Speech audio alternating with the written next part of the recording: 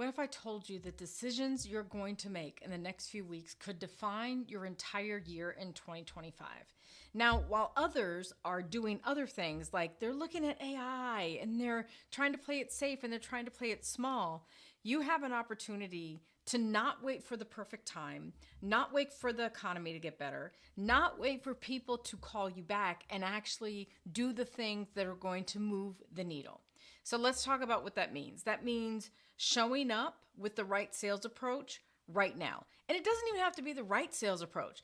It just has to be an approach to have a conversation, to show up, to help, and to serve.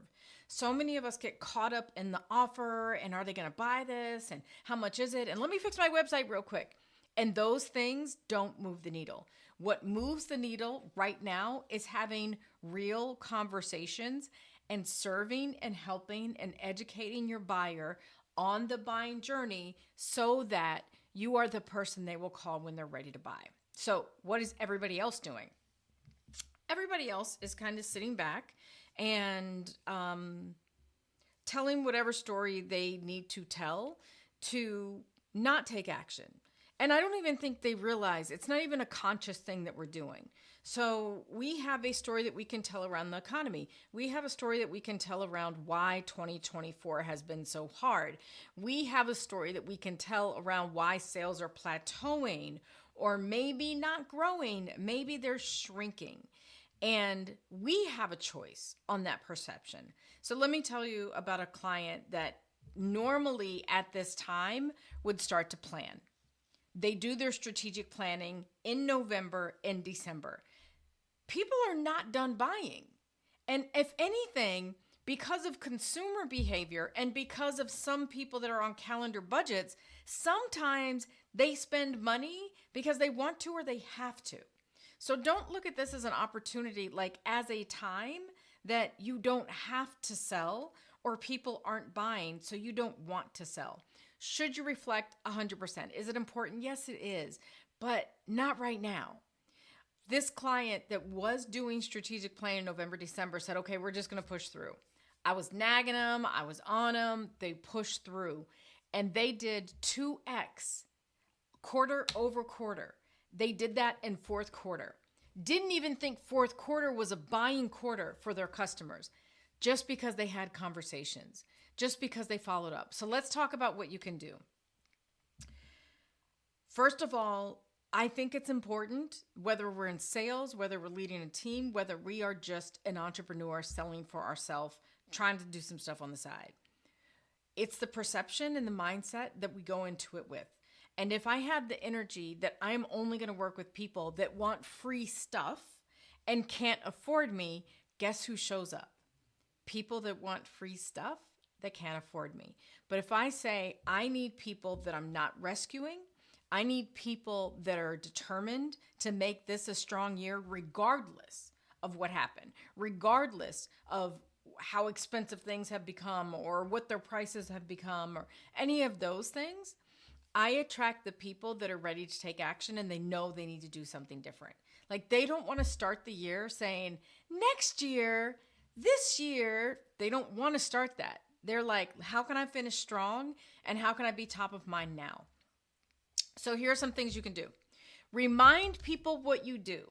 This is a perfect, so I have been in computers and technology a long, long time. To my family, they thought that meant I could fix a VCR. They thought anything with the power button was a computer. People don't know what you do. Whether it's your family, don't discount your family and your friends because sometimes they don't know what you do either. We think they do, but they don't. So now is a time to remind people about the problems you solve or the outcomes and the transformations you deliver and who is the best fit. So many of us have networks of people that we've shown up for, that we've served, and we've never asked. You're not asking right now. You're just saying, hey, this is what I do. This is the problem that I'm solving. I'm super excited because of the work. These are results that clients have gotten. If you know anyone, please refer me. That's an ask. If you don't feel comfortable asking, get comfortable asking because we're asking for a referral. We're not asking them for a hard sale. So make sure that you are having a conversation and people know what you do. You can introduce people on yourself on your newsletter. You can reintroduce yourself on social media and just let them know the problems you solve and what you do. There's always someone that's like, I didn't know you did that. No idea. Let me speed this up. I'm talking way too much. Pre-sale for the new year. So a very common thing that we hear is, yeah, let's connect after the new year. You know, the holidays, there's not a lot of working days. Perfect. How does January 7th at 2 p.m. work?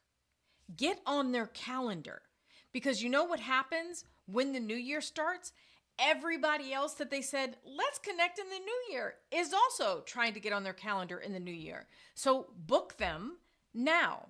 The other thing is, you don't have to deliver what you pre-sell right now. So if you want to make an offer and you want to sell something, but maybe your team doesn't have capacity, or you know people aren't going to do the work in December, then just say, hey, we can book it now. So you can spend that training budget, you can spend that executive development budget, whatever that is that you have to spend and get off your books, but let's just schedule it in Q1. Perfect. Because sometimes people are saying no because they just think that they have to do it right now. And they absolutely don't, especially if you're a business owner and you control the delivery or when that happens. You can be flexible, but sometimes people won't ask if you're flexible. They're busy. So they might not even be thinking, I wonder if I pay Bethany now, we could just do it in Q1 because nobody's here. And I would love to do it, but we just can't do it right now. You could also do an annual package. You can also do new year, new offer. Because there's a buying frenzy that we're just in this habit of buying personally, then don't forget that people could also buy gifts for others. They can also buy gifts for the new year or buy things for the new year. So if somebody was like, yeah, we're going to look at that in 2025, cool. We have an offer just for people that are going to look for it for 2025. This is it. Now, make sure that these offers that you're making, you just don't spend a lot of time putting the offer together. You actually spend more time having conversations about what the offer needs to be before you make a bunch of offers. And you're like, nobody wanted my offer. I wonder why. So have enough conversations with people now so you can make sure that you're setting the stage for a powerful Q1. So get your sales calls scheduled, get your meetings, your campaigns. If you do have any downtime whatsoever, make sure that you have a selling strategy. Marketing is great. Having a great logo and a great website and updating my page is great. But guess what?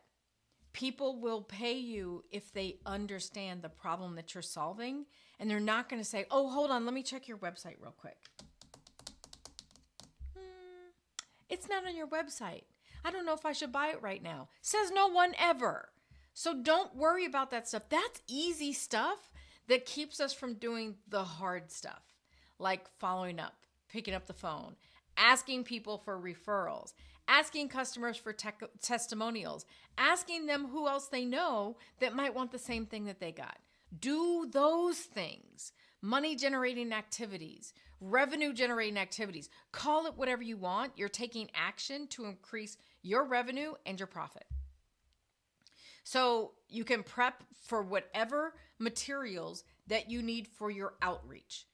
Marketing materials should always support sales, overcoming objections, showing case studies and client testimonials, helping them understand ROI, the benefit, the value, all of those things. So if you're working on those things, ask yourself before you run it to print, before you share it with the world, does this help me overcome sales objections? Does this differentiate me? Does this tell them about the problem that I solve and the ROI on working with us? If it doesn't, you can probably make that stronger. And then tap into your warmest leads. Many times when we get a no, it's not really a no. It's not now. I don't have the budget. It's not the right time. I don't have the right team. And then what happens? It falls into proposal never land. And then we don't follow up. So if anything, you can look at your calendar. You can look at past proposals that you've sent. You can look at past calendar invites or forms that people have filled out on your website or in contact forms and be like, oh my gosh, I totally forgot about them. They asked me to follow up with them 6 months ago. It's never too late to follow up. If you were supposed to follow up months later, don't not do it now because you were too busy to do it before or you just didn't have a follow-up process in place. Put a follow-up process in place. 50% of our revenue comes from following up. And it's coming from following up with people that we could have had a conversation with a year ago. The value doesn't expire. The problem might still be there. It just was not the right time, or it wasn't the right person, or the person that needed to say yes couldn't say yes. So make sure you're following up and re-engage with lost customers. If you had customers that you served multiple years ago, you're probably doing something else now. You might have something better. You might be able to grow upon what you did for them. So just re-engage with them and talk to them. And you don't have to start it being awkward and being like, hey, it's Bethany. I was just calling because, how's it going? I got this new thing. Don't show up doing that. Like, I'm super excited because last time when we were talking to you guys and we were working with you, we didn't have these things. AI didn't exist. All these things were manual and they were harder. Now they're way easier. So I just wanted to share that with you. Now is the time. When there's a down economy, what happens? People close shop, people lay off people. People, unfortunately, sometimes have to go back to work or do something else. So what does that do to your competitor pool? It got smaller. Well, guess what? Now, instead of competing with 10 companies, you may be competing with 3. So how hard is it to differentiate yourself with 3 companies? Probably not hard, because most of the people that I'm connected to come from a place of service, have amazing hearts, want to deliver quality, and do that with integrity.